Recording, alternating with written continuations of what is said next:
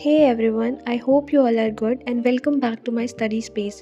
So आज की video थोड़ी अलग होने वाली है और मैं आपके साथ कुछ शेयर करने वाली हूँ जो मेरे भी थॉट्स थे और जो मेरी दिल की बात है।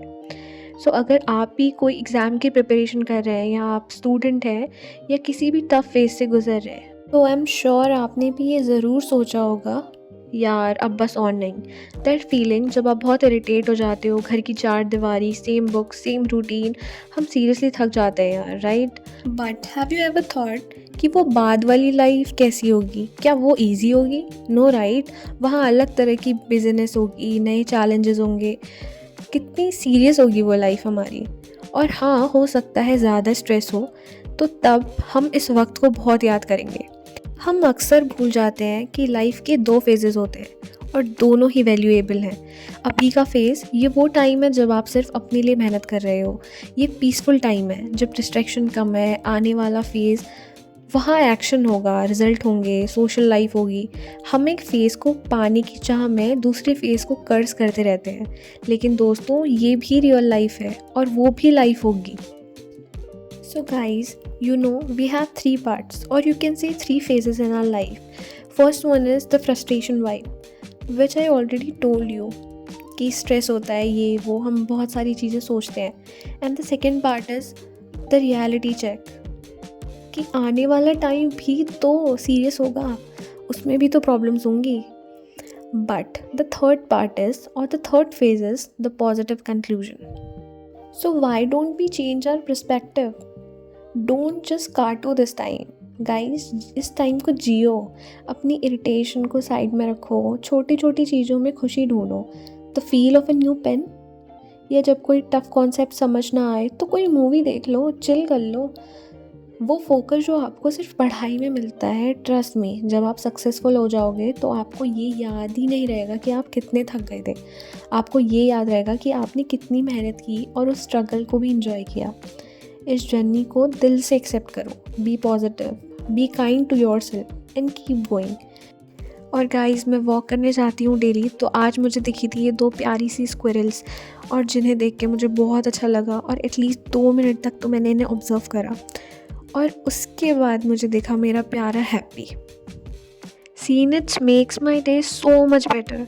I used to take a lot of stress before, but there are 1 or 2 people in my life who always supports and motivate me. और जो मेरी थिंकिंग आज चेंज हुई है ना, ये उन्हीं की वजह से चेंज हुई है। वो कहते हैं ना कि कंपनी मैटर करती है, कि आप कैसा सोचोगे। I used to be under a lot of stress before, and even when I prayed, I would keep asking God to please help me clear my exam. But जब आज मैंने पूछा कि so I realized that happiness will be found not just by passing the exam, but when I live my life to the fullest. We all know कि एक aspirant की life कैसी होती है, एक प्रेशर कुकर जैसी। घर वालों की एक्सपेक्टेशंस, सोशल मीडिया का शो ऑफ और खुद का डर। और इस दौड़ में हम एक चीज़ पूरी तरह से भूल जाते हैं, वो है खुद की केयर।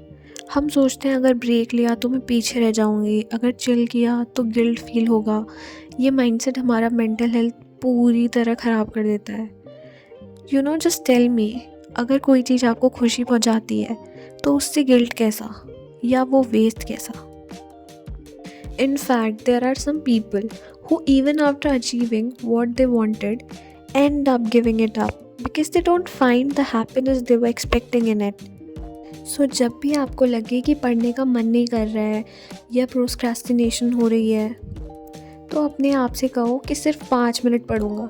आपका दिमाग 5 मिनट के लिए ईजिली एग्री कर जाएगा।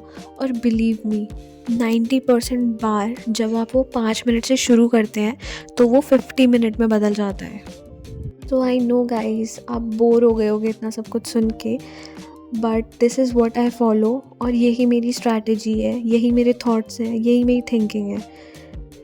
And currently I am preparing for UP APO, और अभी उसकी प्रीलिम्स की डेट नहीं आई है, सो होपफुली वो जनवरी तक जा सकते हैं। सो अभी मुझे नहीं पता मेरा सिलेक्शन होगा नहीं होगा, बट मैं अपनी तरफ से मेहनत करूँगी कि हाँ, मैं प्रीलिम्स तो निकाल ही लूँ। और अभी मैं जो पढ़ रही हूँ वो मैं बैरेक्ट्स पढ़ रही हूँ, क्योंकि प्रीलिम्स में मोस्टली सेक्शन बेस्ड या इलस्ट्रेशन बेस्ड क्वेश्चन आते हैं। तो मैं अभी सिर्फ प्रीलिम्स की तैयारी कर रही हूँ, मेंस की अभी मैं बिल्कुल भी नहीं कर रही हूँ। और अभी जो मेरी स्ट्रैटेजी है वो बस यही है कि मैं अभी सिर्फ सेक्शन बेस्ड क्वेश्चन सॉल्व करती हूँ, एमसीक्यूज़ जो कि होते हैं, और इलस्ट्रेशन बेस्ड जो कि लॉ के सेक्शन में पूछे जाते हैं। और इस बार यूपी में कॉन्स्टिट्यूशन भी जुड़ा है प्रीलिम्स में, सो हाँ मैं उसकी भी प्रिपरेशन कर रही हूँ साथ साथ में। बाकी जो जीके पोर्शन है वो मैंने अभी कवर नहीं किया है उतना। हिस्ट्री देखी थी, पॉलिटी देखी थी, क्योंकि पॉलिटी कॉन्स्टिट्यूशन में कवर हो जाती है। सो आगे देखते हैं क्या होता है। बट अभी मेरे को ये मेक श्योर करना है कि मैं अगर लॉ सेक्शन पढ़ रही हूँ तो हाँ वो मैं अच्छे से करूँ। जो भी मेरे क्रिमिनल लॉज हैं, बीएसए, बीएनएस और बीएनएसएस, सो मैं चाहती हूँ कि मैं इन्हें अच्छे से एक बार प्रिपेयर कर लूँ, क्योंकि इस बार कॉन्स्टिट्यूशन लॉ भी है प्लस पुलिस एक्ट है यूपी का, जो मुझे भी अच्छे से प्रिपेयर करना है। मैंने भी वो नहीं पढ़ा है।